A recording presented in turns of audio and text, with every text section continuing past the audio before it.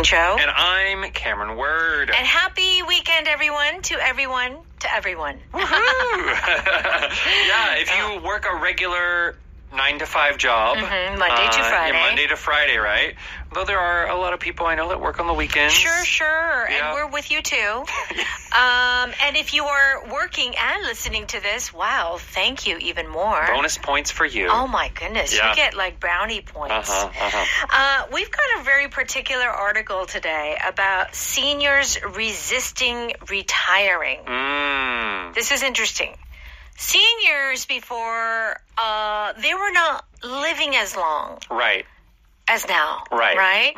So when you look at the age of like 62 or 63 for retirement, you're thinking, some seniors are like, my life is just beginning. Right, yes. And yet they have to stop working. Right, yes. Yeah. So here the seniors, we're not talking about like a school senior, like the last year of high school. We're talking about older people, 고령자들. Yes, Right? So that's right. 은퇴를 거부하는 고령자들. Okay, right. So, I know that you would like to retire early, Cameron. Is that true? Kind of. Kind of. So there is a difference in English between retiring and what people are now calling financial independence. Oh, financial. 경제적 자유. Oh, very good. Which means you don't have to work if you don't want to. I just want security. Yeah. I don't mind working so much. Right. But, I don't want to work a bad job just because I don't have money, right? Exactly. That is kind of, I think, the goal of everybody. Right? We want financial security. Yes. Yeah. And we want to work because we want to work. Yeah. Not because we have to work, right? And it is respectable for people that they need money, they need to provide for their family. Totally respectful and honorable. But I think, in an ideal world, 이상적인 세상에서, not having to work, but choosing to work would be the ideal thing. Right. Mentally, it just makes such a big difference, right? Yeah. Okay. All right. So here are some expressions that we're going to cover today. If you step aside from something. To step aside, it kind of means to retire, to stop doing, to withdraw, to not be in that position anymore. Okay. Fast-paced. Yeah, this is one word with a hyphen in the middle. It means to go very fast. Rapid, non-stop. So the pace is very fast. Crash and burn. Oof. This means that you fail, but you fail in a big way. Right. Completely fail. Oh, my goodness. All right. Let's see how it's used in the article today.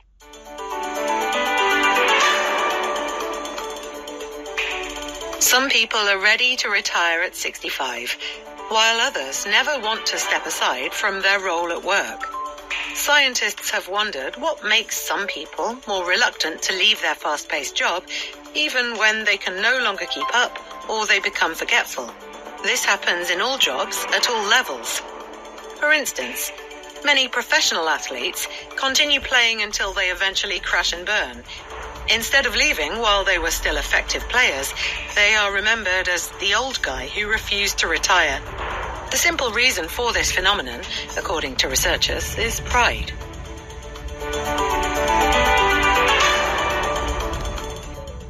Okay, let's take a look at this article. Some seniors resist retiring.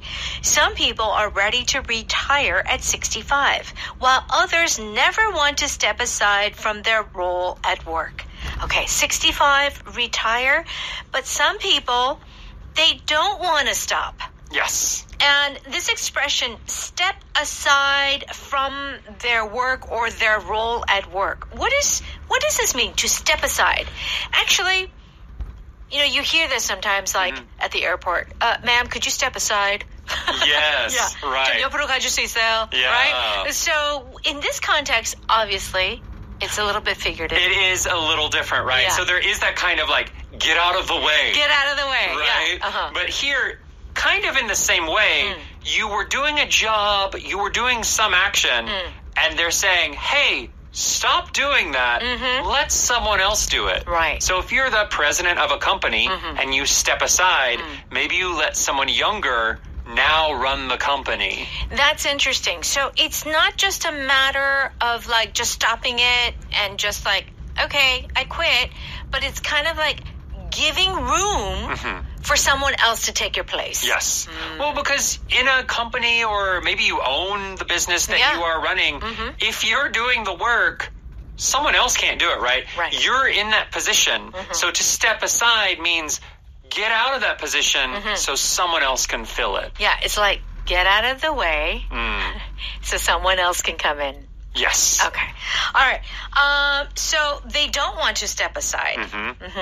It's just a fancy way of saying they want to continue working. Yes. Okay. Scientists have wondered what makes some people more reluctant to leave their fast-paced job, even when they can no longer keep up or they become forgetful. Okay. So we're talking about regular full-time jobs. Yes. Okay? And these are fast-paced jobs. Okay. So these are not just your ordinary part-time jobs.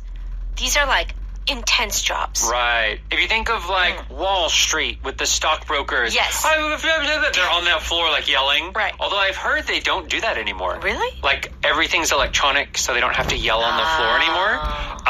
But those fast jobs where you're just constantly going, or I don't know, even if you're in like a fast food restaurant, like at lunchtime, when it's just like, go, fast. That is a fast-paced work environment as well. Right? So all of these things that you're having to move quickly, you're having to react quickly, that would be considered a fast-paced job. Okay, so obviously this is an adjective, and we've learned about pacing ourselves, or the word pace, meaning like a certain speed. Yes. So fast-paced is very speedy. Okay. So now here are some other words. Why some people are more reluctant. R-E-L-U-C-T-A-N-T.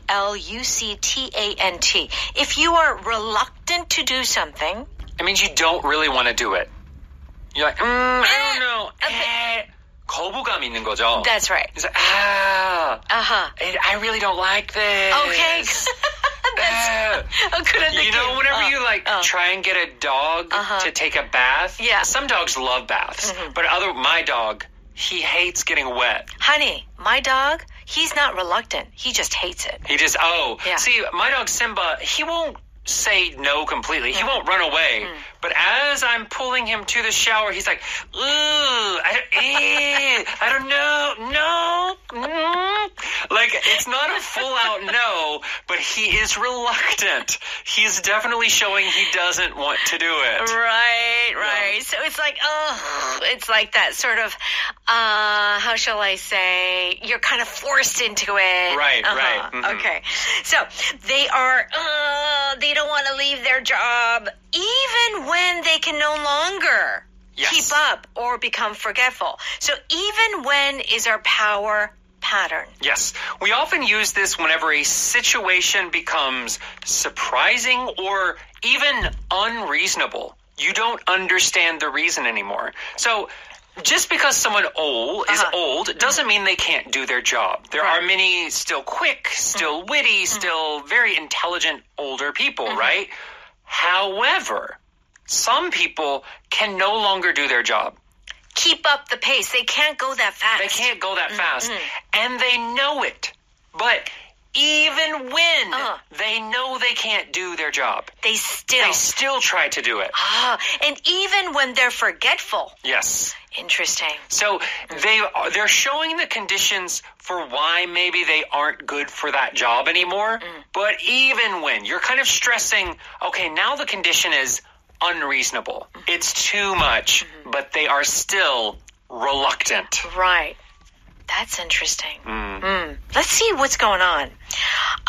This happens in all jobs at all levels. Okay, so this is not just about corporate jobs. These are all jobs. Yes. Okay? For instance, many professional athletes continue playing until they eventually crash and burn. Yeah. So athletes have a hard time retiring. Yes. And even eventually they crash and burn. Yes. So crash and burn, you can think of an actual vehicle, like a car that crashes, and then it doesn't just stop running, it explodes. Like a fire develops, Right. and the car is completely destroyed. This phrase is used when you fail, we would say, spectacularly. You don't just fail, but you fail in a big way that everyone can see. And a good example here with professional athletes, you might think of something like boxers. Or now you have, I think it's the UFC, the fighting Yes. athletes, right? There are a few years that they're at the top of the sport. And if they retired there, everyone's memory would be good. Yeah. But usually they say, no, I can still fight. I Right. still got it. And there's one match where they lose very, very badly. That's right. They crash and burn in the arena, and that's when they're finally like, okay. My career's over. Okay. Yeah. You see, that's why instead of leaving while they are still effective players, they are remembered as the old guy who refused to tire. The simple reason for this phenomena, according to research, is pride. So a lot of the people, because of 자존심, Yeah. they are finding it hard to let go of their jobs. So that's why they resist retiring. Let's go ahead and listen to that one more time.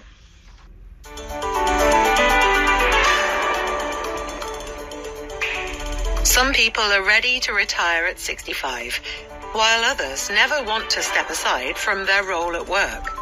Scientists have wondered what makes some people more reluctant to leave their fast-paced job, even when they can no longer keep up or they become forgetful. This happens in all jobs at all levels. For instance, many professional athletes continue playing until they eventually crash and burn. Instead of leaving while they were still effective players, they are remembered as the old guy who refused to retire. The simple reason for this phenomenon, according to researchers, is pride.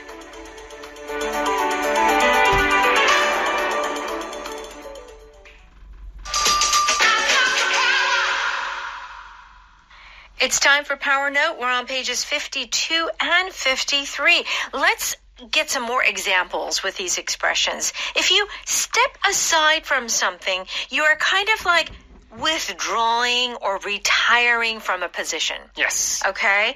Do you think Max will step aside from his job now? It will take more than a health scare to get him to quit. Okay.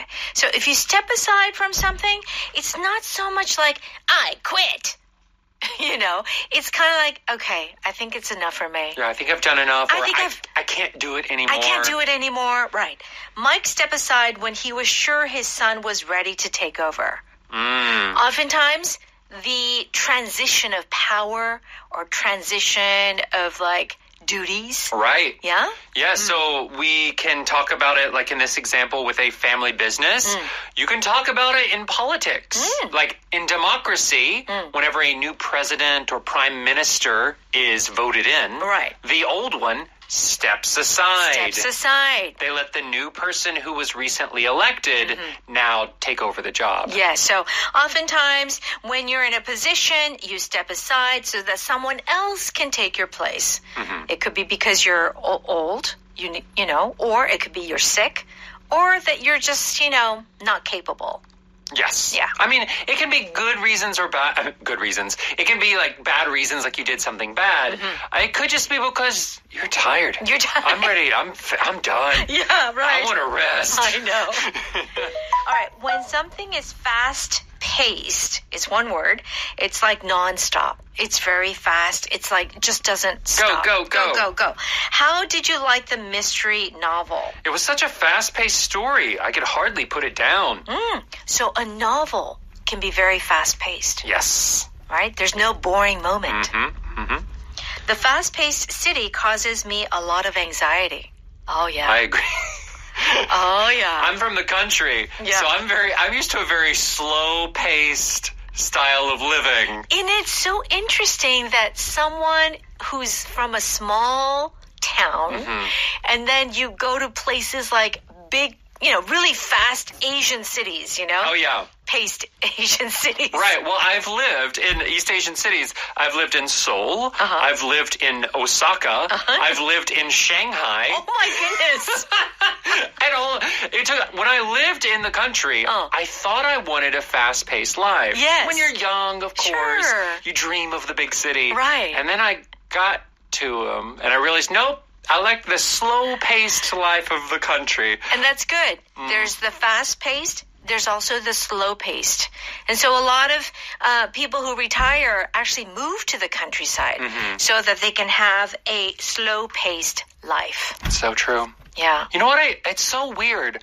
I remember, when I lived in the country, so much time after work or school. Yeah.